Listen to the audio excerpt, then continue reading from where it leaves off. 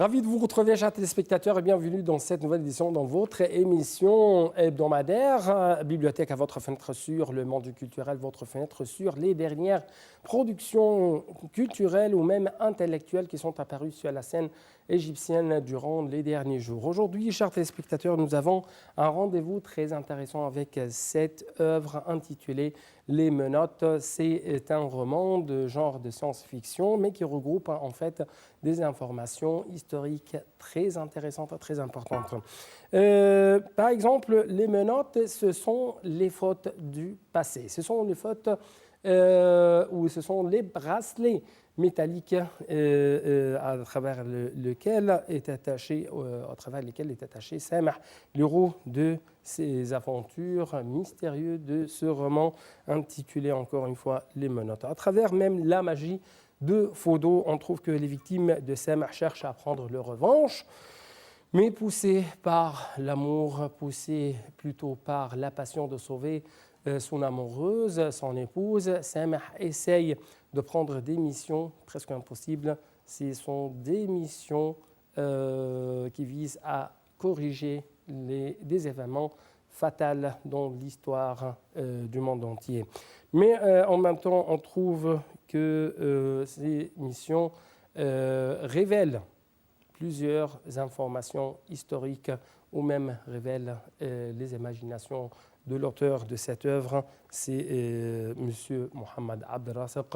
Et en même temps, on trouve qu'il y a une question très importante. Est-ce que Samah va réaliser ces missions presque impossibles? C'est ce qu'on va savoir après ce reportage, à travers notre rendez-vous, à travers notre rencontre avec M. Mohamed Abdelrazak.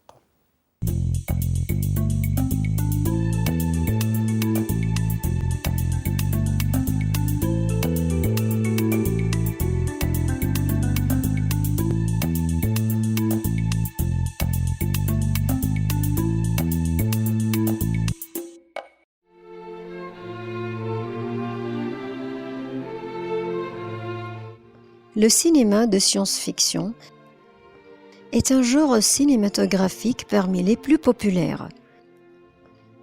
Les thèmes typiques de la science-fiction constituent les fondements de développement de l'intrigue dramatique dans ce genre de production. Dans les films de science-fiction, la technique narrative est née de la présence d'éléments scientifiques imaginaires ou virtuels, comme la rédaction d'une nouvelle théorie mathématique, l'invention d'un équipement technologique innovateur et la découverte de nouveaux développements prometteurs dans le domaine de la bio-ingénierie. Ce genre de film est habituellement associé à un environnement éloigné à l'avenir, comme les voyages interstellaires, les guerres nucléaires ou les catastrophes naturelles dans le monde.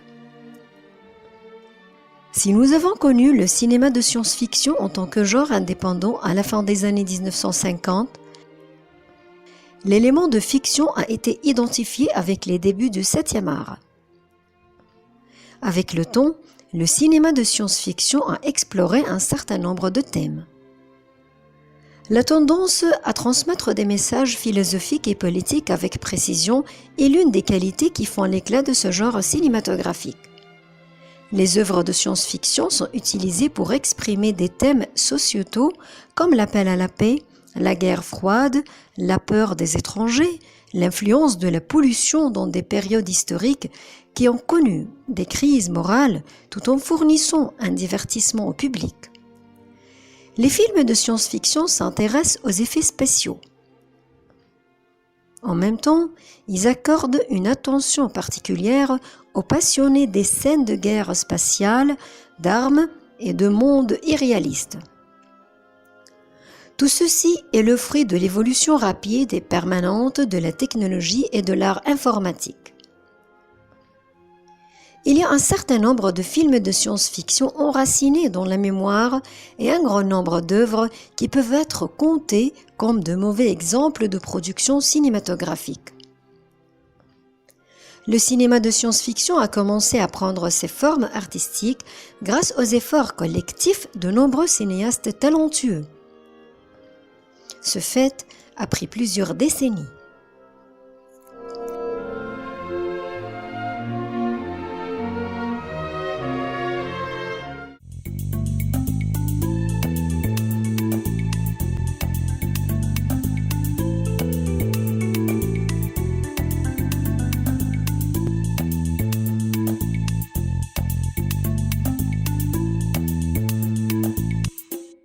Donc, chers téléspectateurs, nous sommes aujourd'hui, ou nous avons aujourd'hui un rendez-vous très important. C'est bien sûr cette œuvre intitulée Les Ménotes. Et comme vous savez, nous allons continuer avec notre invité, l'auteur de cette œuvre, M. Mohamed Abdelrazak, les événements, les dimensions de ce roman pendant cette édition. كانت المهمة الثانية لها شعار وهو أن الإنسان لا يعلم قيمة الأشياء إلا عندما تذهب منه. وكان جورج هارشن هذا المزارع في جنوب إفريقيا هو اللغز. تمام. هي يمكن دي تكون أقصر قصة في الأحداث كلها، لأن لما قريت عنها ما كانش في عنها أي معلومات غير تقريبا نص سطر. نعم. إنه فقد مزرعته. نعم. القصة اللي أنا حاولت أعملها بقى إن المزرعة دي أنت مش عارف إيه اللي في إيدك، أنت لا تدرك قيمة ما بيدك إلا عندما تفقده. نعم. فهو عمل إيه؟ مراته عمالة تزن عليه. لا معلش هنبيع دي، مش جايبه لنا احنا، ما كل ما نزرع ما فيش. فخلاص هو زهق لدرجه ان هو باعها ب $10. كلام فاضي يعني، وباعها. تيجي الشركه اللي بتنقب بعد كده تكتشف فيها اكبر منجم من مناجم الذهب والالماس على مستوى العالم. طبعا الحسره بقى اللي هو بقى فيها بعد كده كانت يعني غير عاديه. نعم. فده كان خطأ من الأخطاء، ولكنه هنا يمكن خطأ مش من جورج نفسه. يمكن الخطأ من الناس اللي عمالة تضغط عليه بالكلام، من زوجته، لأن زوجته كانت ليل مع نهار هي مش ساكتة. نعم. هنبيع، لازم نبيع، ما على الأقل الفلوس اللي هتيجي نقدر نعمل منها حاجة، على الأقل كذا على الأقل كذا. فبالتالي استسلم هو كمان وقرر يبيع. خلاص ما بيع. نأتي إلى المهمة الثالثة الخاصة بتغيير التاريخ، وهي مهمات مستحيلة بالنسبة لسامح والضابط الروسي شلينكو. حريق نصف مدينة لندن عام 1696. وذكرت أنه كان لويس الرابع عشر من خلال هذه القصة. لويس الرابع عشر ملك فرنسا كان في زيارة إلى لندن أثناء هذا الحدث القاتل. هناك عدة ملامح.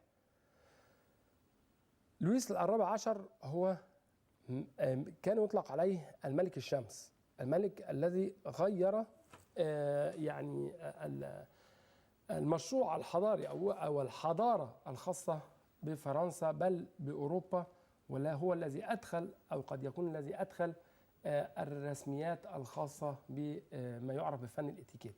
تمام. وكان لديه قول شهير: أنا الدولة. وأثناء حكمي وصلت الملكية الفرنسية إلى الحكم المطلق وإلى أعظم إمكانياتها واستقرارها الاجتماعي والسياسي، وبعد ذلك حدث العكس في أواخر عهده. ولكن دعني أرى هذا الملمح: الشعب الذي يحكم وليس الملك. هذا أو هذه كانت إحدى أقوال ملك إنجلترا لملك فرنسا. تمام. هو خلينا نرجع للخباز، لان نقطه البدايه او الانطلاق من عند الخباز اللي هو الخطأ بتاعنا اللي بتعتمد عليه تيمة الروايه. هو كان دايما مشهور قوي بالخبز بتاعه، خبز جميل كده، والملك نفسه بيحب الخبز بتاعه يعني، على الرغم من ان هو عنده خبازين كتير وناس كتير، لكن هو بيحب الخبز بتاع جوفنس دوت. ففي يوم من الايام هو قرر ان هو يستدعي جوفنس ده، لان في الملك جاي القصر والكلام دوت، عامل له استضافه وعايز يشوف بقى يعني هتشرفنا بقى يا جوفنز ولا لا، ولا هتعمل ايه. في نفس الوقت انا خليت جوفنز كانه هيعمل ايه بقى، كانه الملك بيستأمنه كمان على سر من اسرار الدوله، لانه بيقول له خلي بالك انت مقرب عندي قوي، انا حاسس ان في مؤامره بتحاك عليا في الوقت ده. خلي بالك وخليك جنبي. نعم. خليك جنبي. انا تعمدت هنا ان انا اذكر اسماء ملك فرنسا وملك انجلترا في التوقيتات دي عشان افتح البحث كمان للقارئ. ما هو القارئ لازم هيدور وراك، ما انا ممكن يقول لي ايش ضمن لي ان الكلام ده انت جايبه صح، معلش. فيبتدي يفتح ويبتدي يقرا ويبتدي يشوف بقى، فيبتدي يقرا عن الملك الرابع عشر، يبتدي يقرا عن ملك فرنسا، يبتدي يشوف الخطا ده فعلا كان خطا سليم وصحيح ولا ايه اللي حصل بعد كده. كان من ضمن الجزء بقى ده وتوهان بقى جوفنز مع المؤامره اللي بتتعمل والكلام ده، انه نسي الشعله بتاعه المخبز بتاعه ولعه في قلب المخبز ونسي يقفلها، وكان منها ان حريق نص لندن في الوقت دوت، وطبعا كان دمار كبير جدا جدا في التوقيت ده.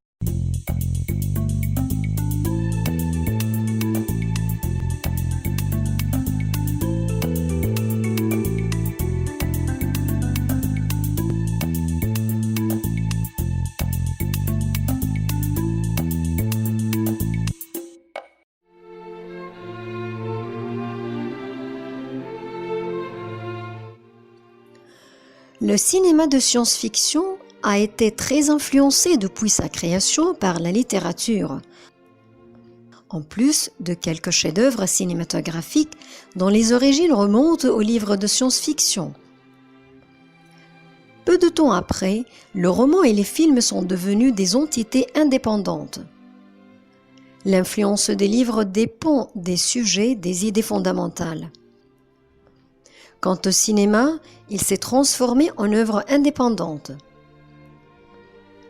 Le cinéma a tendance à inventer ses propres théories imaginaires, surtout depuis les années 1970. La science-fiction ressemble à la littérature analytique. Elle se rapporte aux idées bien que les films soient loin de l'analyse. En ce qui concerne la présentation des idées, celles-ci sont présentées à travers des images visuelles qui ont une valeur métaphorique. Il se peut qu'elles soient fortes, mais elles ne sont pas précises. Le cinéma est également un art populaire. C'est pourquoi il tend vers la simplicité. Il y a toujours du nouveau dans la science-fiction. George Lucas, Steven Spielberg sont parmi les auteurs d'Hollywood qui ont enrichi ce domaine en écrivant des histoires de films réussis, montrant leur désir que les adolescents regardent ce genre de films au cinéma. C'est pourquoi les cinéastes d'Hollywood voient les écrivains de science-fiction comme des surnaturels. Les romans et les histoires ne sont pas les seules sources d'idées. Il existe d'autres sources d'inspiration comme les bandes dessinées, la télévision, les jeux vidéo et le cinéma lui-même. Au fil du temps, les films de science-fiction se sont renforcés, occupant une grande part du marché. En 1971, en plus de la science-fiction, on commence à voir aussi les films d'horreur et non réalistes qui représentent environ 5% des revenus du box-office aux États-Unis.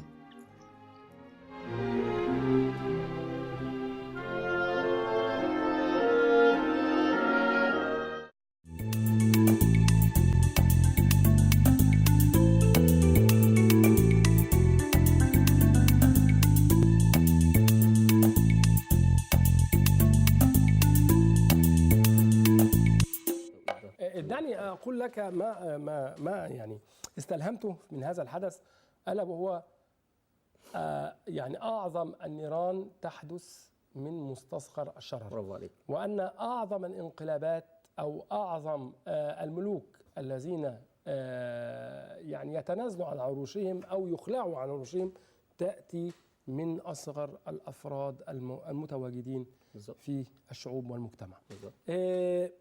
أعود أو أختم بما قالته زوشا، هذه البنت الروسية التي استخدمت السحر عن ما أطلقت عليه غباء المسلمين، وهو قد تكون المهمة المستحيلة الرابعة التي كلفت بها سامح وشلينكو من أجل تغيير التاريخ. المهمه الرابعه دي تعبتني جدا. نعم. ليه؟ انت لو هتلاحظ حضرتك ان القصه ماشيه بعد كل مهمه من المهمات هي بتعمل ايه؟ بتعاقبهم. نعم. بعمل فاصل كده كات وارجع بقى ليها وهي بتقول لهم انتوا ما انتصرتوش. نعم. انت ما غيرتش حاجه.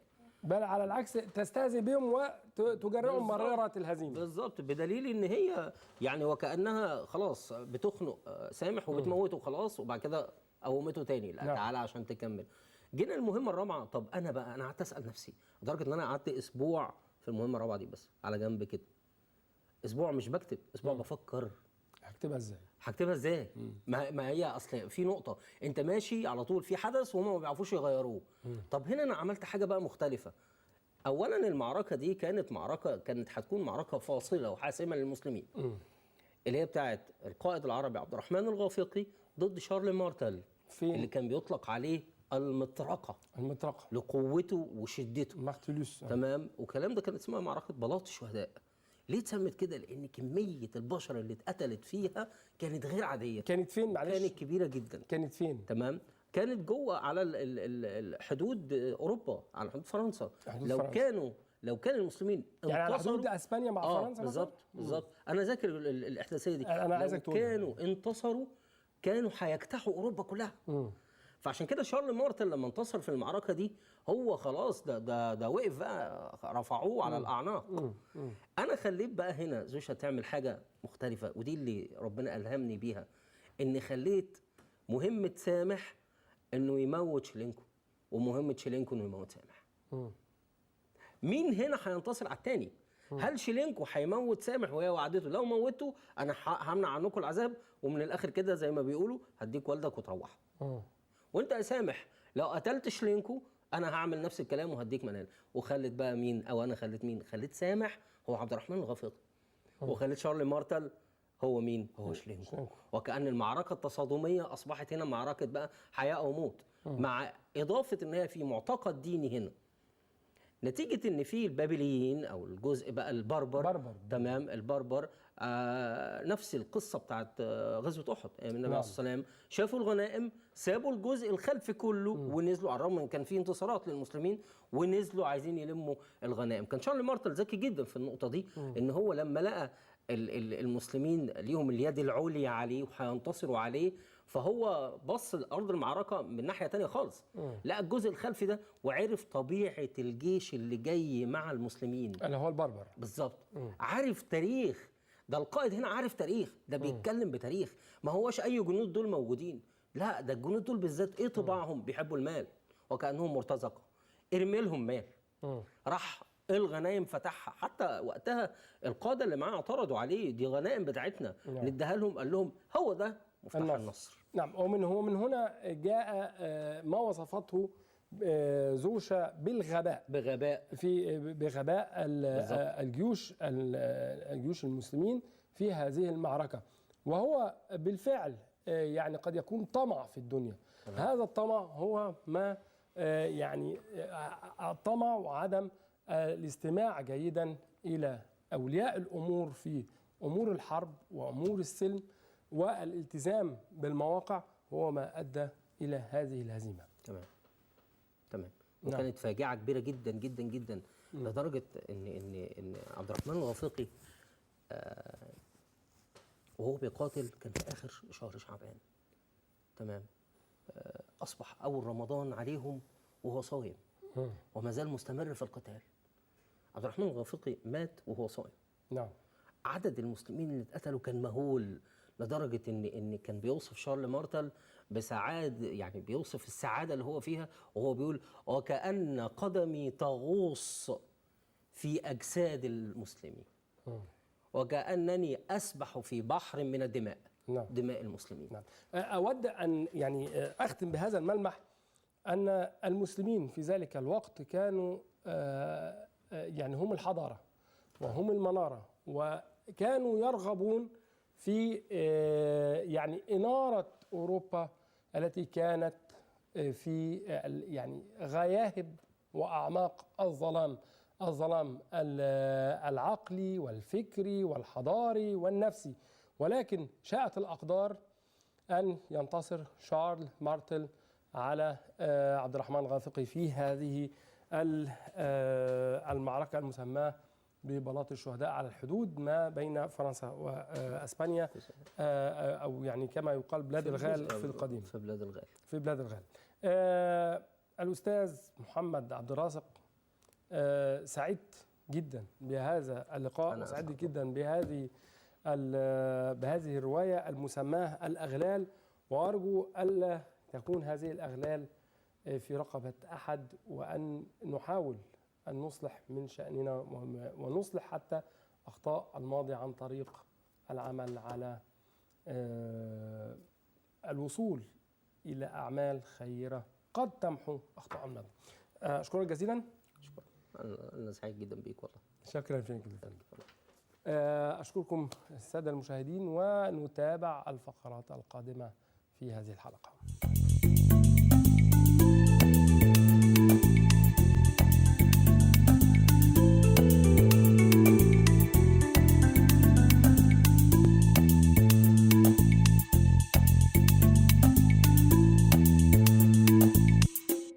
Donc, chers téléspectateurs, actuellement, vous avez un rendez-vous très important avec un de nos invités, mais cette fois-ci, ça sera un lecteur qui va vous montrer des idées très intéressantes à travers un livre qu'il a choisi. Donc, je dois actuellement vous laisser plutôt avec ce lecteur.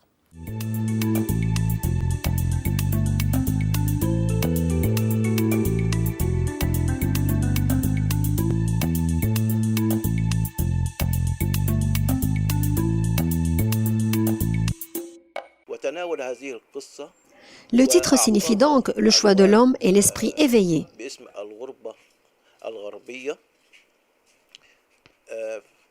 Avicenne a commencé par présenter le principal protagoniste en posant une question au cheikh. Quel est votre nom? Hayban Yaqzan, a-t-il répondu. On lui a dit, d'où venez-vous, cheikh? Il a dit, de Jérusalem. Que faites-vous dans la vie? Il a répondu, je suis un touriste qui fait le tour du monde.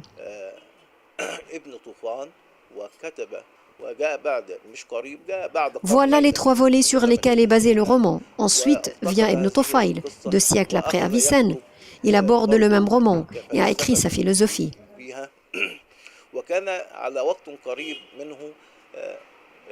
Peu de temps après, vient Shihab el-Din el-Sargoudi, qui a choisi pour le roman un nouveau titre, à savoir L'exil de l'Ouest.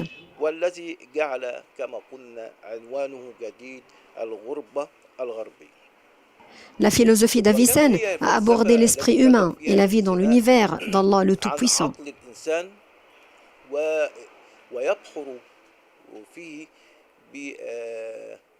Comme l'homme peut-il s'épanouir? En contemplant les gens autour de lui et en faisant la connaissance des créatures d'Allah le Tout-Puissant.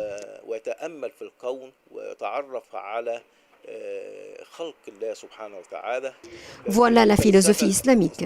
Il a pris la philosophie grecque et a voulu l'adapter à l'islam.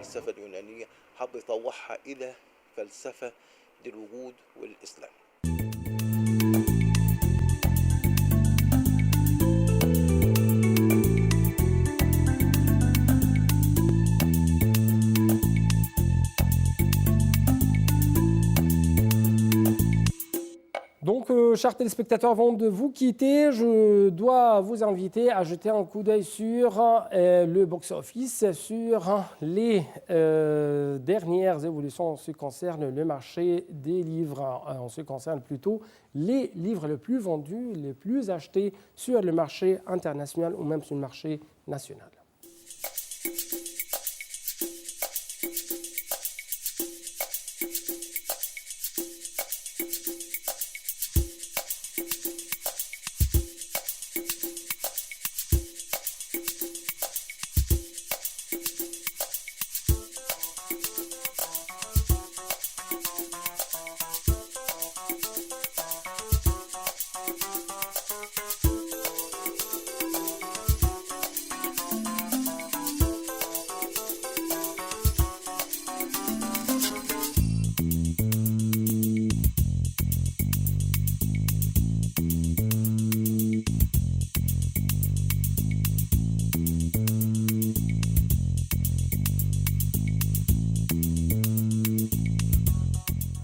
Malheureusement, le temps passe très vite, mais comme d'habitude. Avant de vous quitter, je dois vous rappeler, chers téléspectateurs, que vous pouvez nous suivre à travers Facebook/bibliothèque. Donc, vous ne devez pas rater de nous suivre à travers le Facebook. Au revoir.